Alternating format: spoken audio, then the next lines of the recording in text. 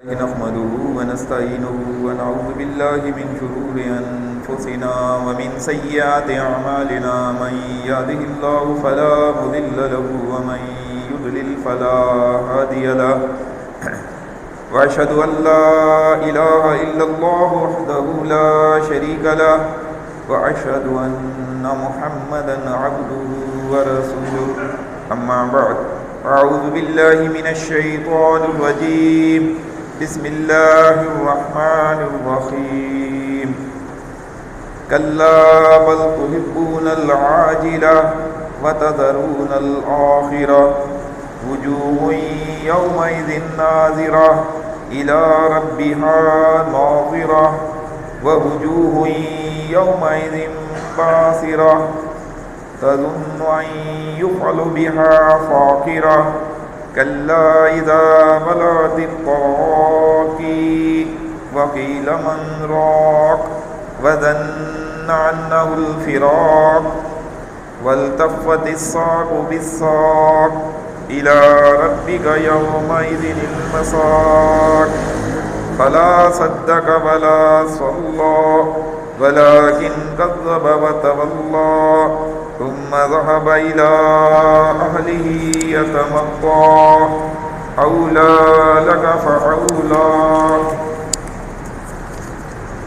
ثم أولى لك فأولى أيحسب الإنسان أن يترك سدى. بھائیو اور محترم سننے والوں، آپ کے سامنے اللہ کی سچی کتاب قرآن مجید فرقان حمید میں سے سورہ القیامہ کی کچھ آیات تلاوت کی ہیں. یہ 29ویں پارے کی سورہ ہے. اس سورہ کا نام القیامہ اس کی پہلی ہی آیت کی مناسبت سے رکھا گیا ہے، جس میں فرمایا گیا لا اقسم بیوم القیامہ، ہم کو روز قیامت کی قسم، ولا اقسم بالنفس اللوامہ،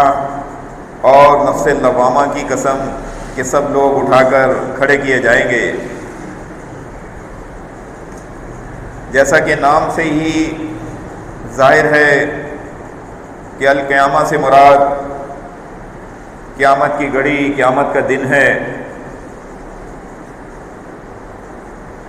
قیامت کا نقشہ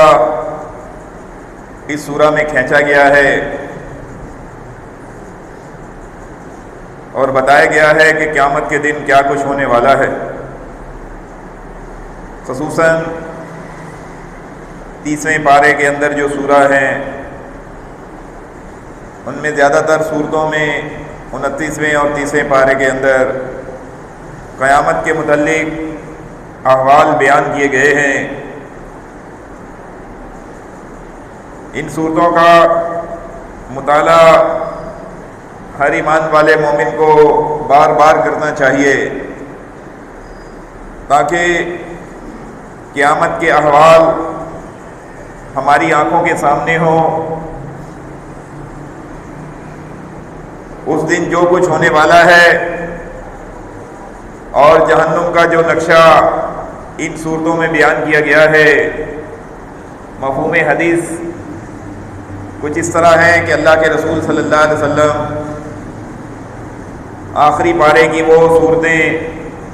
جن میں قیامت کا نقشہ اور جہنم کے احوال بیان کیے گئے ہیں، نبی علیہ السلام ان کی تلاوت کیا کرتے تھے، ان کو پڑھا کرتے تھے، اور رسول اللہ صلی اللہ علیہ وسلم نے فرمایا ان صورتوں نے مجھے بوڑھا کر دیا.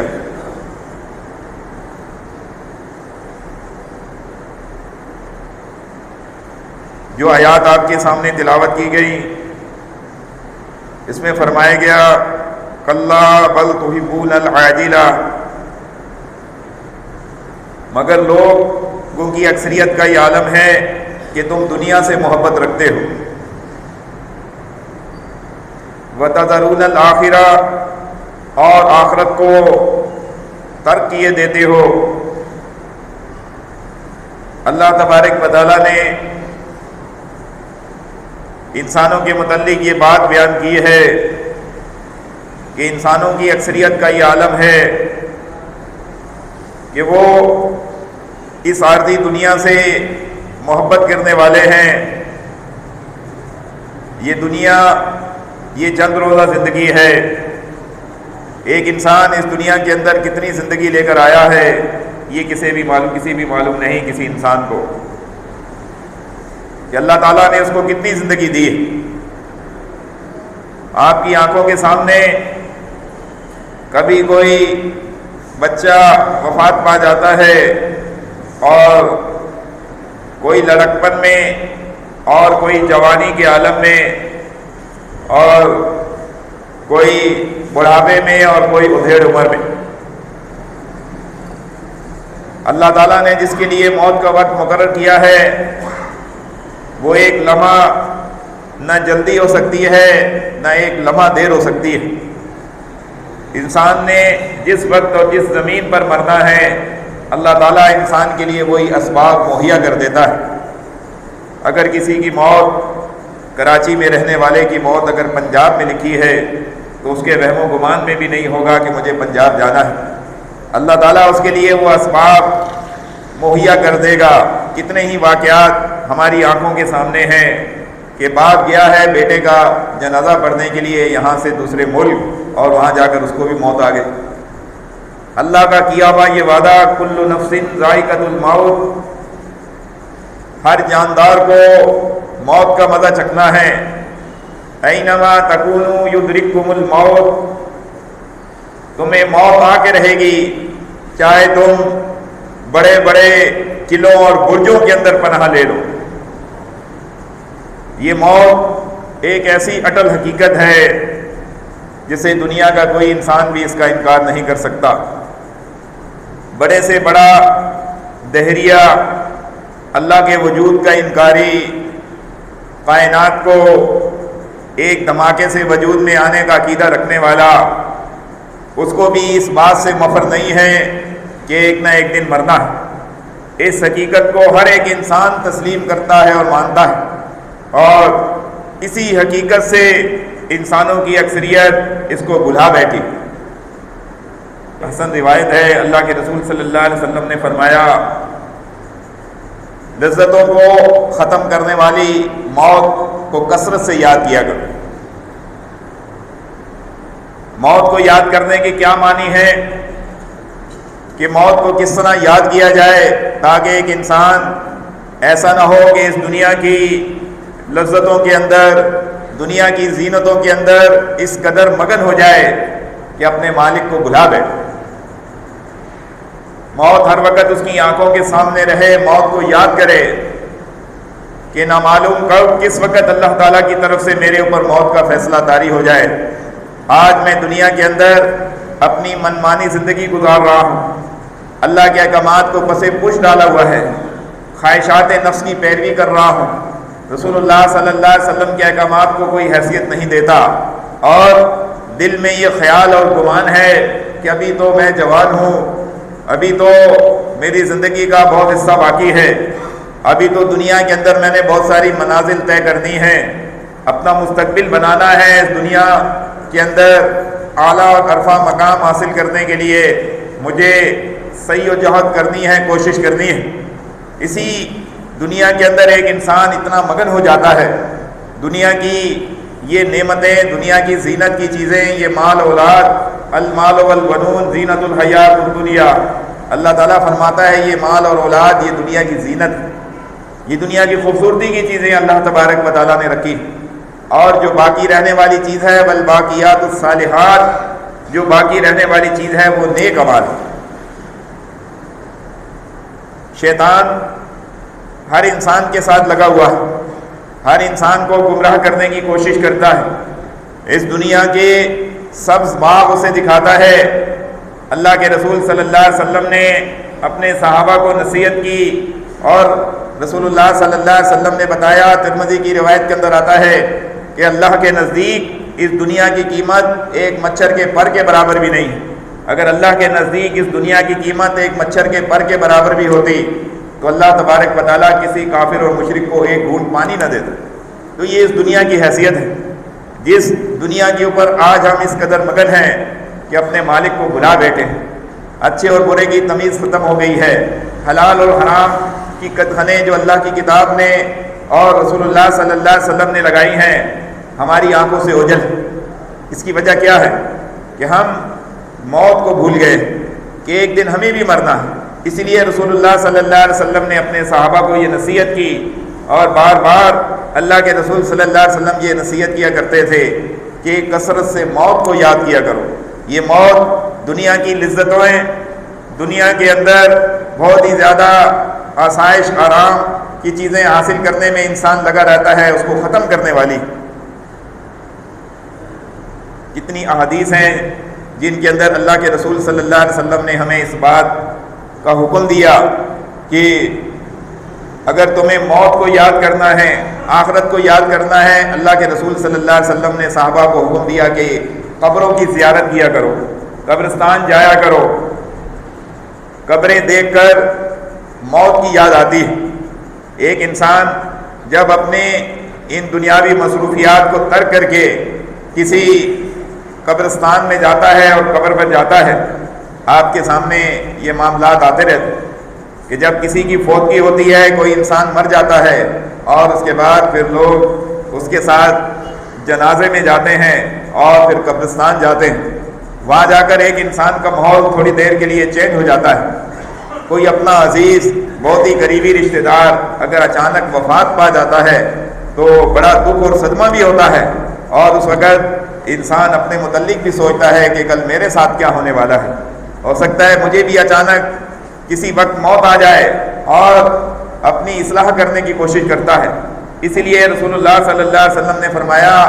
کہ تم قبروں کی زیارت کیا کرو، اس لیے کہ وَتُذَكِّرُكُمُ الْمَوْتِ، یہ قبریں تمہیں موت کی یاد دلاتی ہیں۔ وَتُذَكِّرُ الْآخِرَةَ، دوسری جگہ فرمایا کہ یہ قبریں آخرت کی یاد دلاتی ہیں۔ یعنی ایک انسان کے دل کے اندر یہ دنیا اس کی اہمیت کم ہو جاتی ہے، اور آخرت کی اہمیت اس کی نظروں میں کئی گنا بڑھ جاتی ہے جب وہ قبرستان جاتا ہے، قبروں کو دیکھتا ہے، موت کو یاد کرتا ہے اور سوچتا ہے کہ ایک دن مجھے بھی موت آنی ہے۔ آپ کی آنکھوں کے سامنے چلتا پھرتا کڑیل جوان اچانک ہارٹ اٹیک ہوا اور اس کی وفات ہو گئی۔ کوئی سوچ بھی نہیں سکتا تھا کہ صحت مند آدمی ہے، ٹھیک ہے، تندرست ہے، کوئی بیماری بھی نہیں۔ اللہ تعالیٰ کی طرف سے جب موت کا فیصلہ آ جاتا ہے تو یاد رکھیں اس وقت انسان یہ کہتا ہے حتی اذا جاء احداہم الموت قال رب ارجعون، کہ جب ان میں سے کسی ایک انسان کو موت آتی ہے تو وہ کہتا ہے کہ رب ارجعون، اے میرے رب پھر مجھے دنیا کی طرف سے دنیا میں واپس لوٹا دے، لعلی اعمل صالحا فیما ترک، تاکہ دنیا کے اندر جو کچھ میں چھوڑ کر آیا ہوں اب اس کے مقابلے میں اب نیک عمل اختیار کروں۔ آپ دیکھیں اس وقت پھر افسوس کے سوا انسان کے لیے کچھ نہیں ہوگا۔ اس لیے یہ اس دنیا کی زندگی کو ایک امتحان کی زندگی سمجھیں کہ یہ چند روزہ زندگی ہے، ایک امتحان کی زندگی ہے۔ کتنے مہینوں، کتنے سالوں، کتنے گھنٹوں کی زندگی ہے یہ اللہ تبارک و تعالیٰ کے علم میں ہے۔ یہاں بھی یہی بات بیان کی جا رہی ہے، کلا بل تحبون العاجلہ، مگر لوگوں تم دنیا سے بہت زیادہ محبت رکھتے ہو، وتذرون الآخرہ، اور تم نے آخرت کو بالکل ترک کر دیا، آخرت کو بھلا بیٹھے ہو۔ آخرت وہ جہنم کی آگ، اس سے بچنے کے لیے تم کوئی انتظام نہیں کر رہے۔ وہ جنت کی لازوال نعمتیں جو اللہ نے اپنے ایماندار مومن اور نیک صالح بندوں کے لیے تیار کر کے رکھی ہیں، اس کے لیے انسان کی کوششیں بہت کم ہوں۔ اسی لیے رسول اللہ صلی اللہ علیہ وسلم نے فرمایا دنیا سجن المومن و جنت الکافر، یہ دنیا مومن کے لیے قید خانہ ہے اور کافر کے لیے جنت۔ اس دنیا کے اندر ایک مومن ایمان والا اپنی مرضی کے مطابق زندگی نہیں گزارتا، وہ اللہ کے احکامات اور رسول اللہ صلی اللہ علیہ وسلم کے احکامات کا پابند ہوتا ہے۔ وہ ایک ایک قدم اٹھاتا ہے تو وہ سوچتا ہے کہ یہ قدم اللہ کی کتاب اور نبی کے طریقے کے مطابق ہے یا میں اپنی مرضی کے مطابق زندگی گزار رہا ہوں۔ اسے آخرت کا خوف ہوتا ہے، اپنے رب کے پاس کھڑے ہونے کی جواب دہی کا احساس ہوتا ہے کہ نامعلوم کب اللہ کی طرف سے اچانک موت کا فیصلہ طاری ہو جائے اور میں اپنی زندگی میں جو نیکیاں نہیں کر سکا یا اپنی زندگی اللہ کی نافرمانی اور بے رہ روی کے اندر گزار دی، اپنے مالک کو بالکل بھلا بیٹھا، صرف درہم اور دینار کا بندہ رہ گیا۔ اس لیے احادیث کے اندر آتا ہے اللہ کے رسول صلی اللہ علیہ وسلم نے فرمایا لوئنا عبد الدینار، لعنت ہو دینار کے بندے کے اوپر، لوئنا عبد الدرہم، اللہ کے رسول صلی اللہ علیہ وسلم نے فرمایا لعنت ہو درہم کے بندے کے اوپر، یعنی اس شخص کے اوپر جس کا مقصد ہی دنیا کے اندر درہم اور دینار حاصل کرنا، جس کی صبح ہوتی ہے دنیا حاصل کرنے کے لیے، جس کی رات ختم ہوتی ہے دنیا حاصل کرنے کے لیے، درمیان میں کتنا وقت آیا اللہ کو یاد کرنے کا، صلاۃ کا وقت آیا، صبح کی فجر کا وقت آیا، ظہر کا آیا، عصر کا آیا، مغرب اور عشاء کا وقت آیا، کتنے وقت گزر گئے اللہ کو یاد کرنے کے، لیکن یہ انسان درہم و دینار کے پیچھے ایسا لگ گیا کہ اپنے مالک کو بالکل بھلا دیا، گویا وہ سوچ رہا ہے کہ اس کی عمر تو کئی ہزاروں سال ہے، درہم و دینار حاصل کرنے کے لیے اپنے رب کو بالکل بھلا بیٹھے۔ وَتَذَرُونَ الْآخِرَةَ، اور تم نے آخرت کو بالکل ترک کر دیا، آخرت کو بھلا بیٹھے ہو۔ وُجُوهٌ يَوْمَئِذٍ نَاظِرَةٌ، اس روز بہت سے چہرے رونق دار ہوں گے، بہت سے چہرے ایسے ہوں گے کہ جن کے چہروں کے اوپر نور ہوگا، روشنی ہوگی، چمکدار ہوں گے، اِلَىٰ رَبِّهَا نَاظِرَةٌ، اور وہ اپنے رب کا دیدار کر رہے ہوں گے، اپنے رب کو اپنی آنکھوں سے دیکھنے والے ہوں گے۔ وَوُجُوهٌ يَوْمَئِذٍ بَاسِرَةٌ، اور بہت سے منہ اس دن اداس ہوں گے، بہت سے منہ اس دن اداس ہوں گے، ان کے چہروں کے اوپر اداسی چھائی ہوگی، اور کہیں بتایا ایسے لوگ بھی ہوں گے کہ جن کے چہرے کے اوپر سیاہی چھا رہی ہوگی۔ تَظُنُّ أَن يُفْعَلَ بِهَا فَاقِرَةٌ، اور خیال کریں گے کہ ان پر مصیبت واقع ہونے کو ہے، یعنی چہرے پر اداسی چھائی ہوگی، جو کچھ انہوں نے کیا ہوگا اپنے دل میں اس سے ڈر رہے ہوں گے، اور یہ ان کو خیال ہوگا کہ اب مصیبت ان کے اوپر آنے والی ہے۔ کَلَّا إِذَا بَلَغَتِ التَّرَاقِي، دیکھو جب جان گلے تک پہنچ جاتی ہے، وَقِيلَ مَنْ رَاقٍ، اور لوگ کہنے لگتے ہیں اس وقت کوئی جھاڑ پھونک کرنے والا ہے، وَظَنَّ أَنَّهُ الْفِرَاقُ، اور اس نے سمجھ لیا کہ اب سب سے جدائی کا وقت آ گیا ہے۔ وَالْتَفَّتِ السَّاقُ بِالسَّاقِ، اور اس دن پنڈلی سے پنڈلی لپٹ جائے گی، إِلَىٰ رَبِّكَ يَوْمَئِذٍ الْمَسَاقُ، اور اس دن تجھ کو اپنے رب کی طرف چلنا ہے۔ آپ دیکھیں یہاں بھی ان آیات کے اندر انسان کی موت کا نقشہ کھینچا گیا ہے کہ جب موت کا وقت آتا ہے اس وقت یہ روح، یہ جان، یہ حلق تک پہنچ جاتی ہے، اور انسان آخری وقت جس کو سیاق الموت کہا گیا، سیاق الموت کے عالم میں پریشانی اور تکلیف کے عالم میں ہوتا ہے۔ موت کی تکلیف یہ ہر انسان نے برداشت کرنی ہے، اللہ تبارک و تعالیٰ جس کو اس تکلیف سے محفوظ رکھے، یہ مالک کی مرضی ہے، یہ تکلیف اور اس کی شدت ہر انسان کے لیے ہے۔ تو بتایا گیا کہ جب جان گلے تک پہنچے گی تو اس وقت کہتے ہیں، لوگ کہتے ہیں کہ اب کوئی ہے جھاڑ پھونک کرنے والا، کوئی ہے اس وقت دم کرنے والا دنیا کے اندر؟ تو لوگوں کا بڑا عقیدہ تھا کہ فلاں شخص بیماروں کو شفا دینے والا، دم کرنے والا، دم اور درود کے عقیدے جو آج امت کے اندر پھیلے ہوئے ہیں۔ آپ دیکھیں ایک وہ دم ہے جس کی رسول اللہ صلی اللہ علیہ وسلم نے اجازت دی، وہ دم جن کے اندر شرکیہ الفاظ شامل نہ ہوں، معوذتین، اللہ کے رسول صلی اللہ علیہ وسلم رات کو سوتے وقت اپنے ہاتھوں پر پڑھ کر دم کر لیا کرتے تھے، لیکن آج قرآن اور حدیث میں جس دم کی اجازت ہے، آج اس کے علاوہ بہت سارے شرکیہ دم اور پانی کے اوپر پھونک مار مار کے دم کر کے لوگوں کو دیا جاتا ہے، یہ تمام چیزیں ممنوع ہیں، اللہ کے رسول صلی اللہ علیہ وسلم نے ان سے منع کیا۔ تو اس وقت انسان یہ کہتا ہے کہ ابھی کوئی ہے جو جھاڑ پھونک کرنے والا، کوئی ہے اس وقت، کہیں اللہ تعالیٰ دوسری سورہ میں بیان فرماتا ہے کہ کوئی ہے اس جان کو لوٹانے والا، اللہ تبارک و تعالیٰ جس روح کو قبض کر رہا ہے فرشتے کے ذریعے، اور فرشتہ انسان کے جسم کے اندر سے وہ روح نکالتا ہے، تو اس وقت کوئی ہے دنیا کے اندر ایسا انسان، کوئی ایسی قوت اور طاقت والا، کوئی تمہارا ایسا دم کرنے والا جس کے اوپر تمہارا ایمان اور عقیدہ ہے کہ اس کے پاس اختیارات ہیں، یہ سب کچھ کر لیتا ہے؟ آپ دیکھیں بڑے سے بڑے انسان کو دنیا کے اندر موت آتی ہے، چاہے ملک کا کوئی جنرل ہو یا کرنل ہو، وزیر اعظم ہو، آپ دیکھیں ہر کوئی اس موت کے پھندے کے اندر آتا ہے اور کوئی اس سے نکل نہیں سکتا، اور جب آخری وقت آتا ہے تو اس وقت کوئی انسان کسی کی ذرہ برابر بھی موت کے وقت بھی مدد نہیں کر سکتا۔ بڑے بڑے ڈاکٹر وہ دیکھنے کے بعد یہ کہتے ہیں کہ اب اللہ سے دعا کرو، اب اللہ سے دعا کرو، اب اس کا آخری وقت ہے، نہ معلوم کتنے گھنٹے یہ جیے گا، 24 گھنٹے، 12 گھنٹے یا 36 گھنٹے، اب اللہ سے دعا کرے۔ یعنی آخری وقت میں آپ دیکھیں ڈاکٹر بھی پیچھے ہٹ جاتے ہیں، وہ ڈاکٹر جو انسان کو بچانے کے لیے انتہائی نگہداشت بات کے اندر آخری کوشش بھی کر لیتے ہیں۔ کتنی ترقی ہو گئی، انسان کی جان کو بچانے کے لیے اس کے دل کا بائی پاس کیا جاتا ہے، دل بھی آپ دیکھیں تبدیل کر دیے جاتے ہیں۔ کتنی ترقی انسانوں نے کی ہے، اور اس کے باوجود بھی پھر وہ وقت آتا ہے کہ اس موت سے کسی انسان کو مفر نہیں۔ اس وقت ڈاکٹر بھی یہ کہتا ہے کہ آپ دعا کریں ان کے لیے، اگر اللہ تعالیٰ نے اس کی زندگی رکھی ہے تو اس کو زندگی مل جائے گی۔ اب ڈاکٹر بھی اپنے ہاتھ کھڑے کر دیتا ہے۔ تو وہی وقت بیان کیا جا رہا ہے کہ وَظَنَّ أَنَّهُ الْفِرَاقُ، اور اس نے سمجھ لیا کہ اب سب سے جدائی کا وقت ہے۔ اس وقت یہ دنیا کا انسان، یہ دنیا میں مست اور بے روی کی زندگی گزارنے والا، اپنے مالک کو بھلا دینے والا، وہ رب ذوالجلال جس نے انسان کو اپنی بندگی کے لیے پیدا کیا تھا، وَمَا خَلَقْتُ الْجِنَّ وَالْإِنسَ إِلَّا لِيَعْبُدُونِ، مالک نے انسان کو پیدا ہی اس مقصد کے لیے کیا تھا کہ یہ اللہ کا بندہ اپنا ایمان اور عقیدہ اللہ پر خالص کر لینے کے بعد اپنا یہ سر اللہ کے سامنے جھکائے،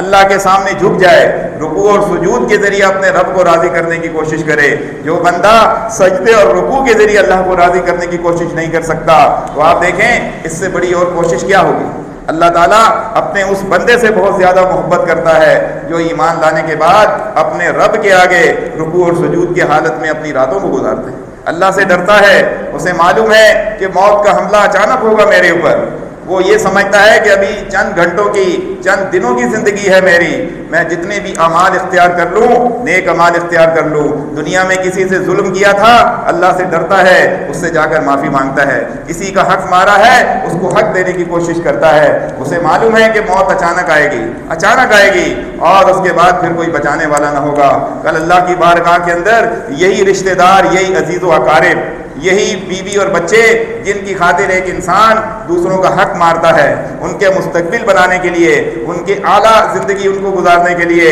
دوسروں کے ساتھ ظلم، زیادتی اور ناانصافی کرتا ہے اور اپنے آپ کو زیادہ حقدار سمجھتا ہے، لیکن موت آنے کے بعد پھر کیا ہوگا اللہ تعالیٰ نے قرآن میں نقشہ بیان کیا ہے کہ قیامت والے دن یہی انسان یہ کہے گا، اے اللہ تبارک و تعالیٰ میرے اس بیٹے کو جہنم کی آگ میں ڈال دے، اے اللہ میری اس بیوی کو جہنم کی آگ میں ڈال دے، اللہ تبارک و تعالیٰ میرے اس پورے خاندان کو جہنم کی آگ میں ڈال دے، اللہ تبارک و تعالیٰ یہ فدیہ قبول کر لے، مالک صرف مجھے جہنم کی آگ سے بچا لے۔ اللہ کی بارگاہ میں آپ دیکھیں یہ سارے رشتے ناتے، یہ انسان جس کی خاطر ایک انسان حلال و حرام کی تمیز ختم کر دیتا ہے، جس کی ان رشتوں کی خاطر، ان اولاد کی خاطر، ان بچوں کی خاطر اپنی اس دنیا کا سہانا مستقبل بنانے کے لیے ایک انسان بالکل مالک کو بھلا بیٹھتا ہے، تو بھائیوں اس وقت کے آنے سے پہلے پہلے ہم اپنی اصلاح کر لیں۔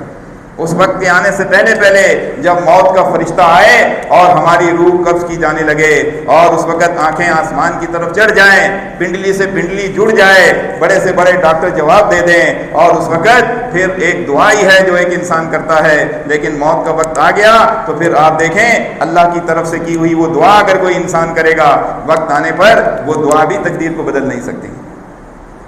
لا تبدیل لکلمات اللہ، اللہ کی باتوں کو کوئی بھی تبدیل کرنے والا نہیں ہے۔ اللہ نے جو وقت لکھ کے رکھا ہے انسان کے لیے وہ انسان کو آئے گا، تو اس وقت کے آنے سے پہلے پہلے ہر بندے کو اپنی اصلاح کرنی چاہیے۔ بہترین انسان وہ ہے جو اس دنیا کے اندر رہتے ہوئے، دنیا کی زندگی گزارتے ہوئے اپنی آخرت کی زندگی کے لیے کوشش کرتا ہے، آخرت کے لیے کوشش کرتا ہے، اور اسے یہ یقین ہوتا ہے کہ مجھے کب اللہ کی طرف سے موت آ جائے۔ لمبی امیدیں نہیں رکھتا اپنی عمر کے متعلق کہ میری بہت بڑی عمر ہوگی، لمبی زندگی مجھے ملے گی، ابھی تو وقت پڑا ہے کچھ دنیا کے اندر کرنے کا۔ وہ یہی سمجھتا ہے کہ دنیا میرے لیے ایک مسافر کی زندگی ہے۔ اللہ کے رسول صلی اللہ علیہ وسلم نے یہی فرمایا ہے کہ مومن کے لیے یہ دنیا ایک قید خانہ ہے، کہیں فرمایا وہ مسافر کی زندگی گزارتا ہے۔ مسافر کیا کرتا ہے؟ اگر کسی مقام کے اوپر جا کر بیٹھ گیا تو منزل پر نہیں پہنچ سکتا۔ مسافر اپنے سفر کے لیے چلتا رہتا ہے، تھوڑی دیر کے لیے کسی جگہ رکتا ہے، سستاتا ہے، تھکاوٹ دور کرنے کے بعد منزل کی طرف رواں دواں ہے۔ تو آپ دیکھیں یہ دنیا یہ ہمارے لیے مسافر خانہ ہے۔ ہم اس دنیا کے اندر زندگی گزارنے کے لیے ہمیشہ کے لیے نہیں آئے، بلکہ یہ دنیا ایک مسافر خانہ ہے، ہماری منزل آخرت ہے۔ ہم میں سے ہر ایک شخص نے چاہے مومن ہے ایمان والا ہے، کافر ہے مشرک ہے، ہندو ہے دیریا ہے، ہر انسان نے مرنا ہے اور اس کی منزل آخرت ہے، اور آخرت کے دن فیصلہ ہوگا، یا تو جہنم کی بھڑکتی ہوئی آگ ہوگی اللہ کی نافرمانی کی وجہ سے، کفر و شرک کی وجہ سے، یا ایمان لا کر بھی اللہ کی نافرمانی میں زندگی گزاری ہوگی، لوگوں کے حقوق مارے ہوں گے، لوگوں کے ساتھ ظلم اور زیادتی کی ہوگی، اللہ کا حق نہیں دیا ہوگا، صلاۃ سے بالکل غافل زندگی گزاری ہوگی، جھوٹ بول کر وعدے کی خلاف ورزی پر زندگی گزاری ہوگی، تو یاد رکھیں پھر اللہ تعالیٰ کے ہاں پکڑ بھی بڑی سخت ہے۔ مالک اگر کسی ایک گناہ کے اوپر انسان کو پکڑ لے تو کوئی چھڑانے والا نہیں ہے، اور اگر وہ کسی کو معاف کرنا چاہے تو یہ تو اس کی مرضی ہے، لیکن بتا دیا ہے کہ اللہ کے بندو وہ آخرت کی زندگی وہ ہمیشہ کی زندگی ہے۔ وہاں جہنم کی آگ کے اندر اگر کسی کو ایک لمحے کے لیے بھی ڈالا گیا تو یاد رکھیں یہ بھی بڑی رسوائی اور ذلت ہے۔ دنیا میں خوشحال زندگی گزارنے والا ایک لمحے کے لیے جہنم کی آگ کے اندر چلا گیا تو دنیا کی ساری خوشحالیاں بھول جائے گا۔ تو اس لیے اللہ سے یہی دعا کرنی چاہیے کہ اللہ تبارک و تعالیٰ ہمیں اس جہنم کے عذاب سے بچا لے، اللہ ہمیں اس آگ کے قریب بھی نہ لے جائے، لیکن اس کے لیے یاد رکھیں ہمیں عملی طور پر کوشش کرنی ہوگی، ہمیں موت کو یاد کرنا ہوگا، ہمیں یہ لذتوں کو ختم کرنے والی اس موت کو کثرت سے یاد کرنا ہوگا، اور موت کو یاد کرنے کا یہی طریقہ ہے۔ اللہ کے رسول صلی اللہ علیہ وسلم نے فرمایا مریضوں کی عیادت کرو، مریضوں کی عیادت کرو۔ جب آپ کسی مریض کی عیادت کرتے ہیں، ہاسپٹل میں کسی مریض کے پاس جاتے ہیں، یا کسی گھر میں کسی مریض سے ملنے کے لیے جاتے ہیں، اور اس کی حالت کو دیکھ کر بھی آپ کو موت یاد آتی ہے، اس لیے رسول اللہ صلی اللہ علیہ وسلم نے فرمایا مریض کی عیادت کرو اور جنازے کے پیچھے جاؤ، جنازے کے پیچھے جاؤ، ایماندار مومن کا جنازہ پڑھو، اس کا حق ادا کرو، اس سے کیا ہوگا تمہیں موت یاد آئے گی، موت یاد آئے گی۔ جب ایک انسان کو موت یاد آئے گی تو پھر اس کے دل کے اندر آخرت کی محبت بڑھ جائے گی، پھر دنیا کی محبت کم ہو جائے گی، پھر آخرت کی محبت ہوگی تو پھر وہ اپنے رب کو راضی کرنے کی کوشش کرے گا، پھر کسی کے ساتھ ظلم نہیں کرے گا، زیادتی نہیں کرے گا، اللہ سے ڈر کر فیصلے کرے گا، اللہ کا خوف اس کے دل کے اندر ہوگا، وہ لوگوں کو معاف کرنے کے اوپر اس بات کے اوپر راضی ہوگا، لوگوں کے قصوروں کو معاف کرنے والا ہوگا کہ اللہ تعالیٰ مجھے معاف کر دے۔ تو اس وقت کے آنے سے پہلے ہم میں سے ہر ایک بھائی ہم سب اپنی اصلاح کرنے کی کوشش کریں، اور اپنے رب کو یاد کرنے کے لیے یہ موت جو ہے اس کو کثرت سے یاد کیا جائے، کثرت سے یاد کیا جائے۔ اللہ کے رسول صلی اللہ علیہ وسلم کا حکم ہے کہ اس موت کو کثرت سے یاد کیا جائے۔ وہ اسی صورت میں ہو سکتا ہے کہ ہم جنازوں میں شرکت کریں، قبروں کی زیارت کریں، جا کر دیکھیں کہ یہ قبر والے جو ہمارے سے پہلے جا چکے ہیں، کل ہمارا ٹھکانہ بھی اسی قبر کے اندر ہوگا، اور پھر یہ قبر یہ مٹی کا ڈھیر انسان کے جسم کو گلا سلا کر ختم کر دے گا، اور پھر انسان کے لیے پشیمانی ہوگی، پھر نیک اعمال کرنا چاہے گا لیکن کچھ نہیں کر سکے گا، پھر کسی کا حق دینا بھی چاہے گا لیکن حق نہیں دے سکے گا، کسی کو معاف کرنا چاہے گا لیکن معاف نہیں کر سکے گا۔ اس دنیا کے اندر زیادہ سے زیادہ نیک اعمال اختیار کریں اور اپنے رب کے قریب ہونے کی کوشش کریں۔ اللہ تعالیٰ مجھے اور تمام بھائیوں کو اس بات کی توفیق عطا فرمائے۔ سبحانک اللہم و بحمدک، اشہد ان لا الہ الا انت، استغفرک و اتوب الیک۔